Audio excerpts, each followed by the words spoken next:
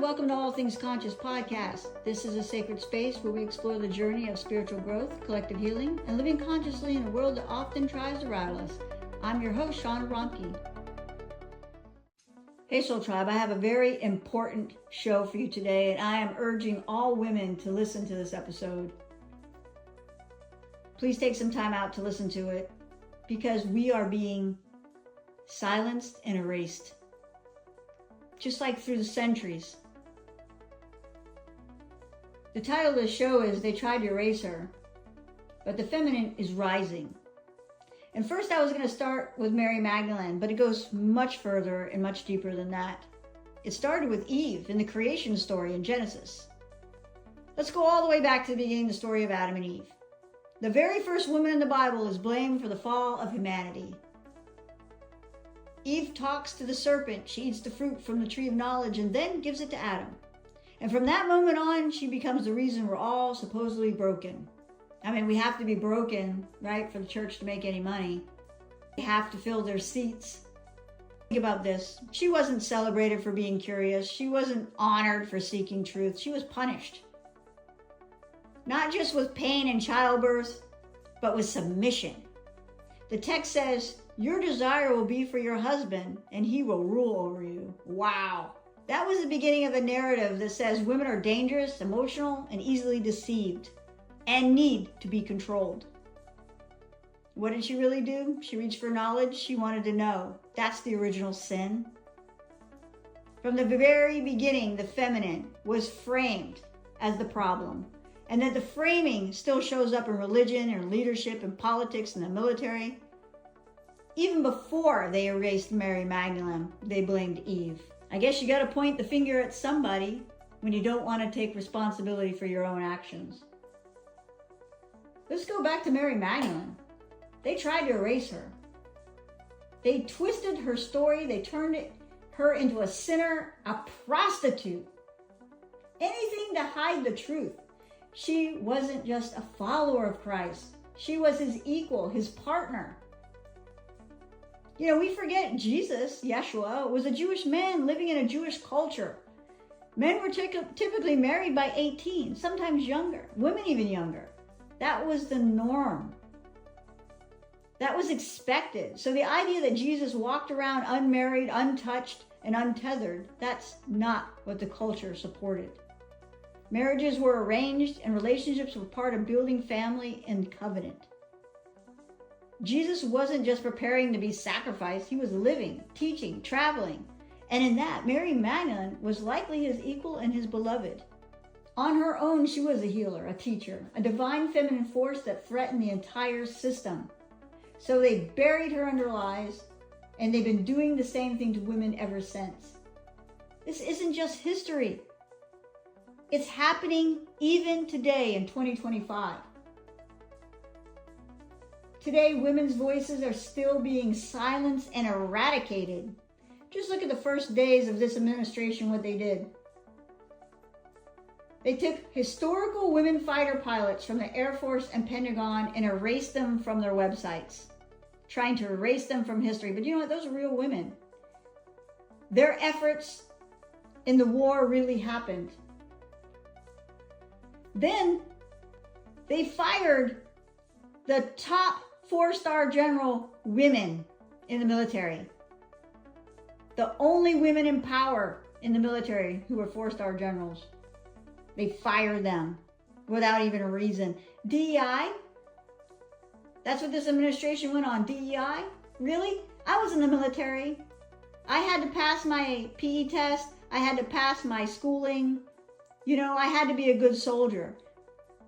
To make it to a 4-star general, wow. I mean, that's a big accomplishment. And they just erased and eradicated those women.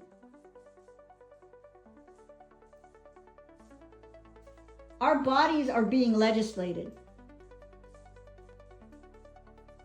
Now they have this law where you can't vote unless your name matches your birth name. As if millions of women who got married no longer deserve a say. What, they think only the husband's vote is going to count?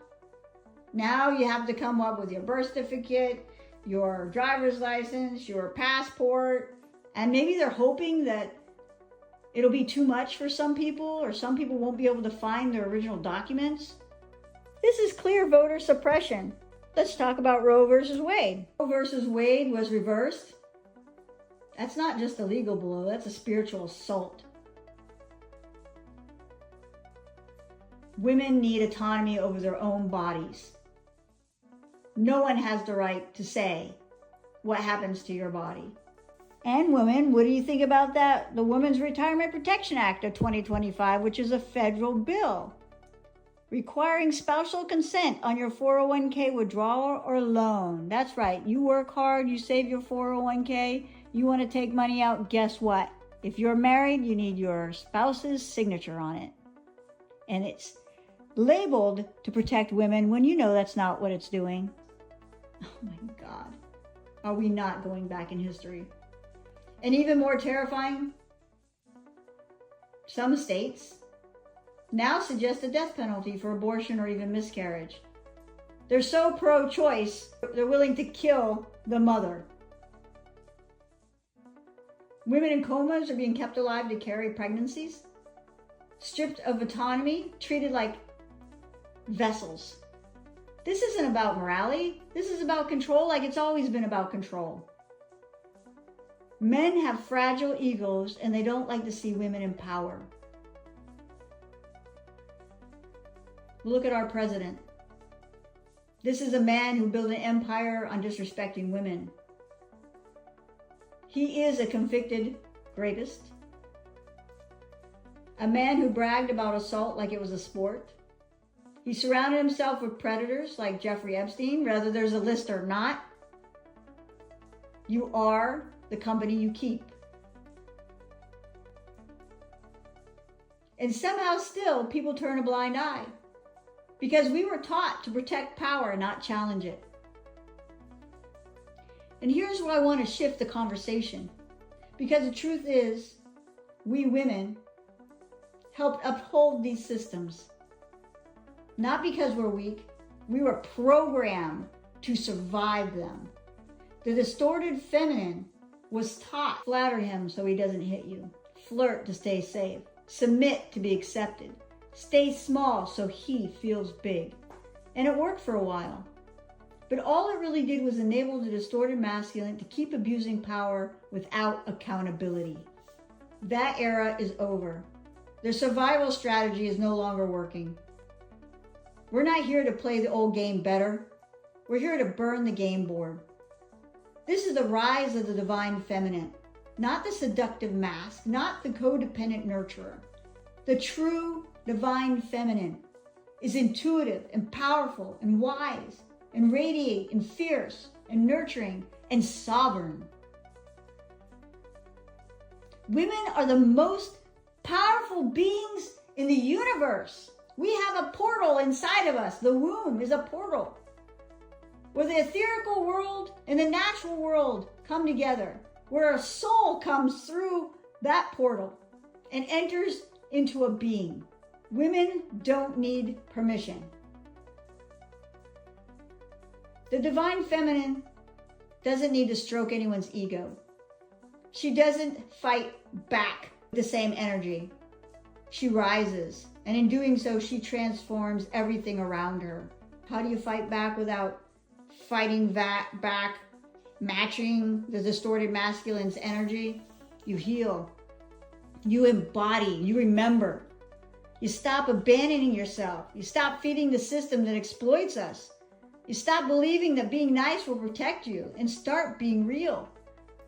The sacred feminine heals trauma, speaks truth, chooses alignment over approval, creates community, not competition, raises awakened children, loves herself so deeply, nothing outside of her defines her worth. And that is the revolution. To every woman listening, you are not too much. You are not overreacting. You are not alone. You are part of a sacred remembering, a global awakening of the feminine voice, the feminine power, and the feminine light. So let's rise together, not with fists, but with fire, not to destroy, but to rebuild. It's time to stop asking for permission. It's time to embody who you've always been. The feminine isn't coming, she's here. And she will not be silenced again. I'm sending you love, light, and healing. And men, we don't need a savior. We need an ally that's not standing in front of us, but's beside us.